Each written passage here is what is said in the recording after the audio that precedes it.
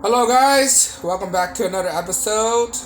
In this video I want to talk about free money has consequences, right? When you look at free money, right? Money that you don't work for, right? If you do something for free, right? Or you did something that you don't earn it, like getting free money, it's going to have some kind of attachment to it. It's going to have a catch to it, right? In the same way that if you get free stuff, you get what you paid for, right? Free stuff doesn't mean it's a good thing, right? For instance, you go to the mob bosses, right? You ask for a loan, right? You ask for a loan, right? They say, sure, I'll give you the loan instantaneously, right here. But there's a catch. Whenever the mob boss wants something, you have to repay it back, whatever by favors or money, right? Now, if you don't do him a favor or pay him back, what's going to happen? The consequences, right?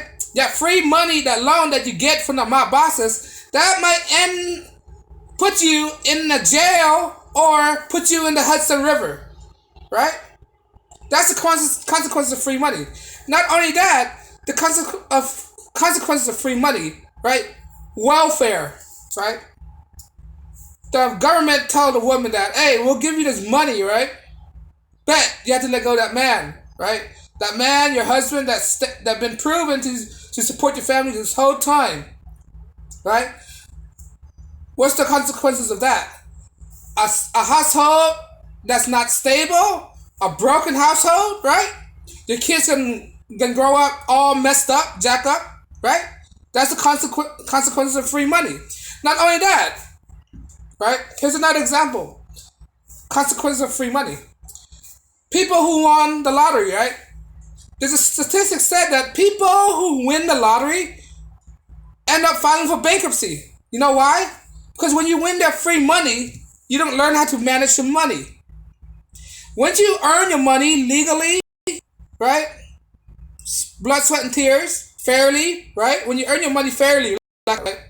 You learn how to manage your money, right? When you learn how to manage your money, you're not prone to deception. You're not prone to spend it on frivolous things. You're not prone to buy junk that you don't need, right? With your money. That's the thing with your money. This is why the government loves to spend money. Because it's not their money. They don't earn their money. It's your money, right? This is why you get mad for every tax money that they take from you. Or for every project that they do from you that doesn't make any sense. Because it's your money. They're taking your money, put on something that doesn't mean anything, right?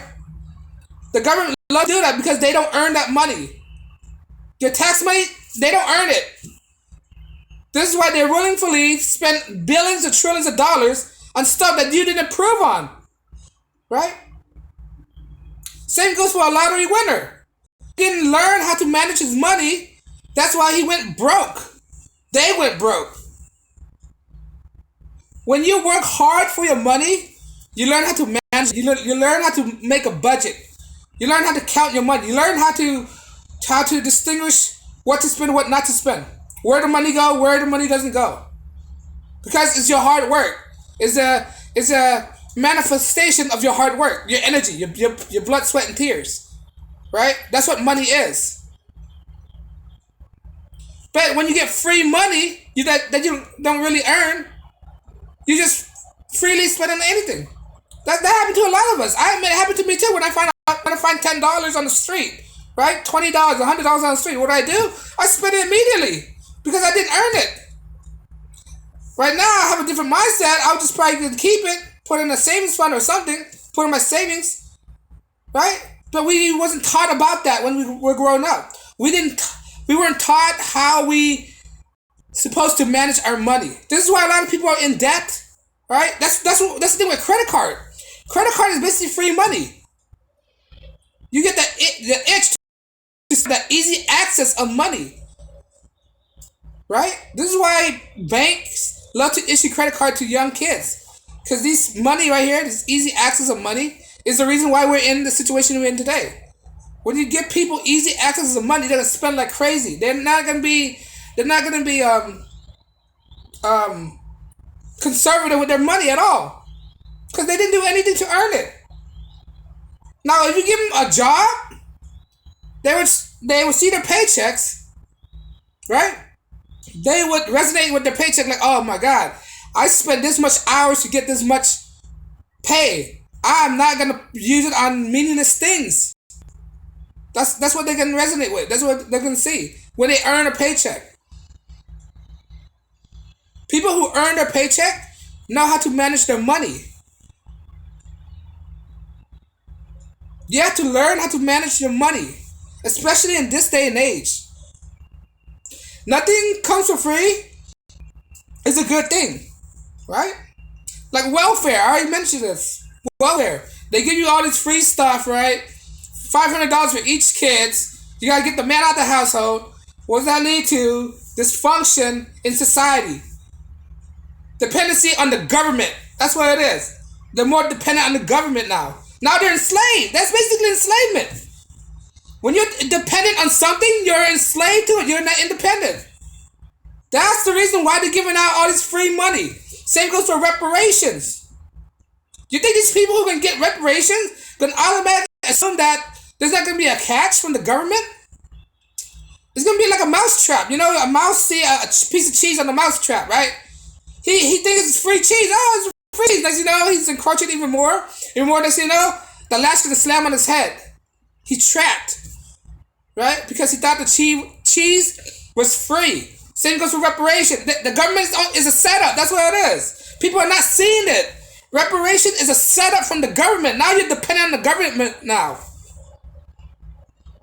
And who to say that you earned that money? You never experienced slavery. The people who's paying out their taxes never involved in slavery. So they're getting punished with something they didn't do. They're getting punished with something that their ancestors did in the past that they didn't approve of. Now they're getting punished. And who to say who isn't a slave owner and who is a slave owner? Because back in the days, what? 20% or some odd percent of slave owners was black. And not only that, in the South, there was, out of all the population in the South, only 2% of slave owners. There was only 2% slave owners. And within those 2%, some of them was black. So who to say who's what? Not only that, Native American was slave owners as well. Why do you think there's black people with Native American blood in them? Because they intermingle with each other, right? Why do you think there was black from the South? Suddenly they took all the way to Oklahoma and California, all of a sudden spread out to the West. Because during the Trails of Tears, when the Native American was being moved by Andrew Jackson, they bring the slave with them as well, right? That's how they migrate from the East to the West. People need to read up on their history. Black people is not black people. White people are not the only slave owners in this country. There was other ethnic groups. There were slaves. If you way down in there too, heck, even Latinos American was slave owners as well. If you deep down deep enough, all right. So this idea of slave owner does not necessarily include the white people. Other people were slave owners as well. And this history was never been taught in school. They don't want you to know for the reason because they want to enslave you. They don't put this in movie because they don't want you to know. You need to read books, read a lot of history texts. Like, coming back to my point of free money. This is why you don't want free money. This is why you don't want reparations. Reparation is free money. What does that mean? It's going to have catches. Now you're bounded by the government. And you don't understand that. When you're dependent on the government, you're enslaved.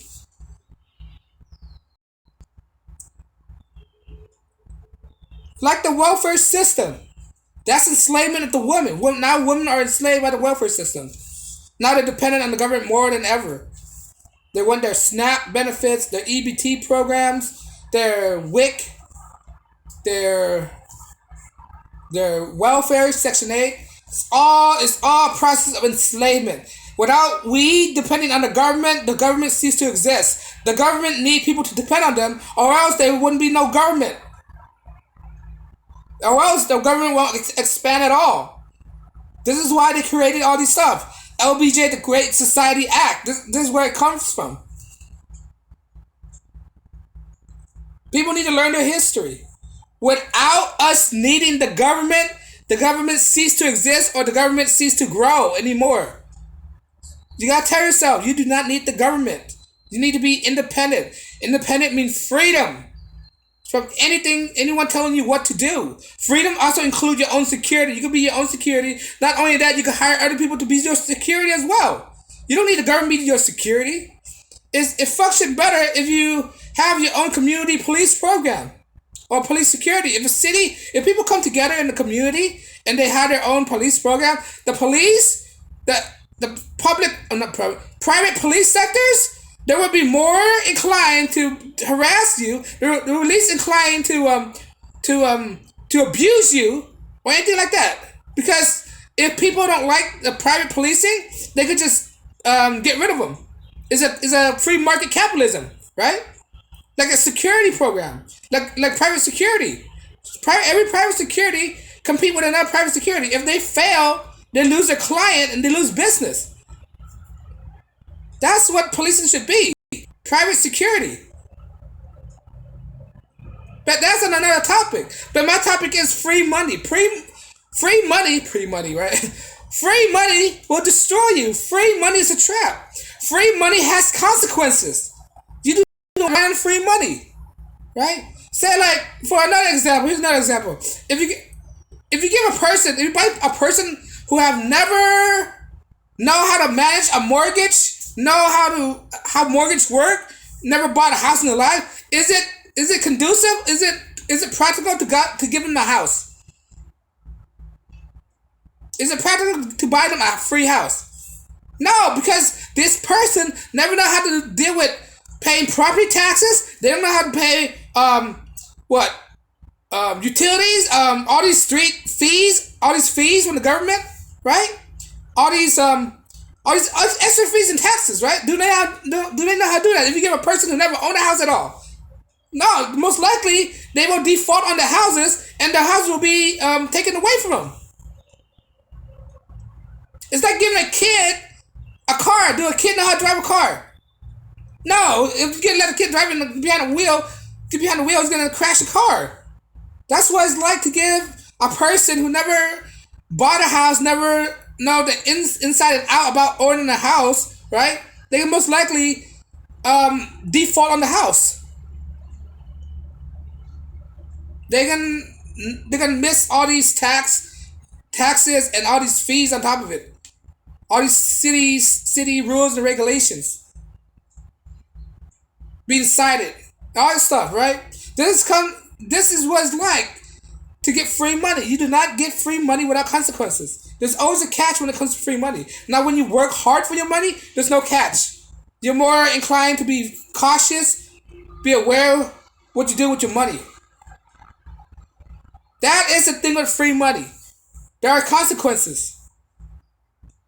When you ask a bank for a loan, is there consequences you don't pay it back? Yes. You have to file for bankruptcy, or I don't know, they're going to repossess your collaterals or something like that. When you go ask for a mob boss for a loan, what's the consequence of that? You might be in the Hudson River. Got tied up. That's the consequences if you don't pay up to the mob. The government is like the mob. That's why you don't want free money from the government. Alright? But let me know what you think. Do you agree or disagree do you think free money has consequences or not? But let me know what you think. Leave a comment in the bottom. Like, share, and subscribe. And I'll check you guys out in the next video.